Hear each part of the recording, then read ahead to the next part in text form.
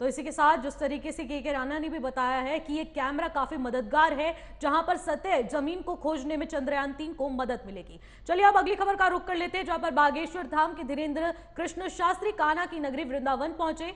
यहां धीरेन्द्र शास्त्री ने एक बड़ा दावा किया है। उन्होंने कहा कि अगर आगरा की जामा मस्जिद के नीचे श्री कृष्ण की प्रतिमा दबी है, जिसे जल्द निकालकर सामने लाएंगे। वहीं धीरेन्द्र कृष्ण शास्त्री ने कृष्ण जन्मभूमि और मस्जिद विवाद में कहा कि हम पूरी तरह से कृष्ण जन्मभूमि के पक्ष में है। साथ ही उन्होंने बांके बिहारी के कॉरिडोर बनाने के पक्ष में कहा कि इस कॉरिडोर को जल्द बनाना चाहिए। ये शिवलिंग पूजा भी उसी के लिए की जा रही है। ये यज्ञ भी इसीलिए किया जा रहा है कि भगवान राम की तरह कृष्ण कन्हैया जल्द बाहर निकल आए, जिससे सबको खुशी मिलेगी और सबकी आंखें खुल जाएंगी। धीरेन्द्र शास्त्री ने आगे कहा कि अब सनातन धर्म के लोग जागरूक हो रहे हैं, जल्द ही सब कुछ ठीक होगा और कृष्ण जन्मभूमि का इंतजार अब खत्म होगा।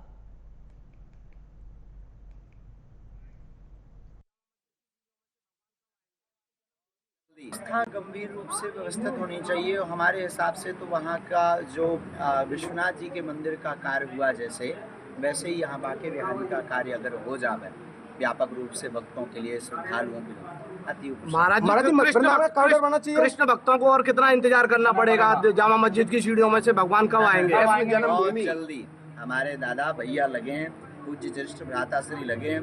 भगवान भूत भावन महादेव के पार्थिव शिवलिंग यह अनुष्ठान और अष्टोत्तर शत पाठ श्रीमद् भागवत के मूल पारायण ब्राह्मणों द्वारा इसीलिए करवाए जा रहे हैं तो भगवान कन्हैया जल्दी से जल्दी बाहर निकल कर आए और सबकी आंखें राम मंदिर की हमारे हिसाब से।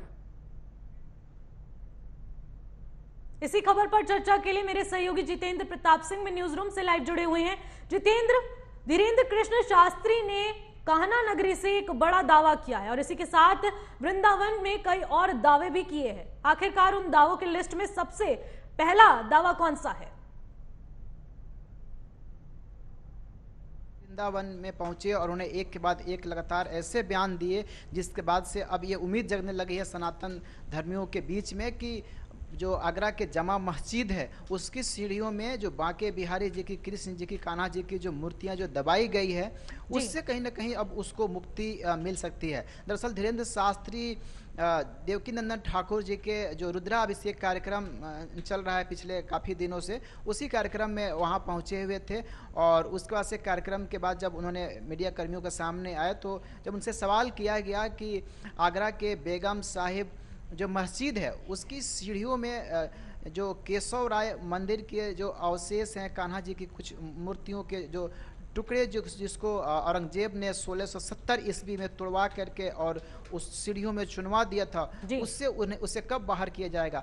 इस पर उन्होंने कहा कि बहुत ही जल्द उसे बाहर किया जाएगा और धीरेन्द्र शास्त्री जी ने देवकीनंदन ठाकुर जी का जिक्र करते हुए कहा कि हमारे दादा भाई जो है खुद इस काम के लिए लगे हुए हैं और बहुत ही जल्द उसे मुक्त करवा लिया जाए। साथ ही उन्होंने जो है काशी कॉरिडोर के भी बारे में उन्होंने जिक्र किया और कहा कि जिस प्रकार से काशी कॉरिडोर का विस्तार किया गया उसी प्रकार से केशव राय मंदिर का जो क्षेत्र यानी बांके बिहारी मंदिर का जो क्षेत्र है उसका भी विस्तार होना चाहिए। साथ ही उन्होंने ज्ञान वापी के मुद्दे पर भी उन्होंने खुल करके अपनी बात रखी और उन्होंने कहा कि वो एक शिव मंदिर है और उसे जल्द से जल्द मुक्त करना चाहिए।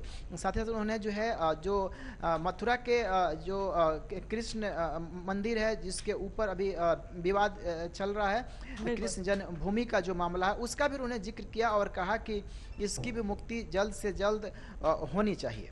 बिल्कुल, और इसी के साथ उन्होंने बांके बिहारी कॉरिडोर की भी बात की है, तो उससे लोगों को क्या सहायता मिलेगी इस कॉरिडोर के बनने के बाद?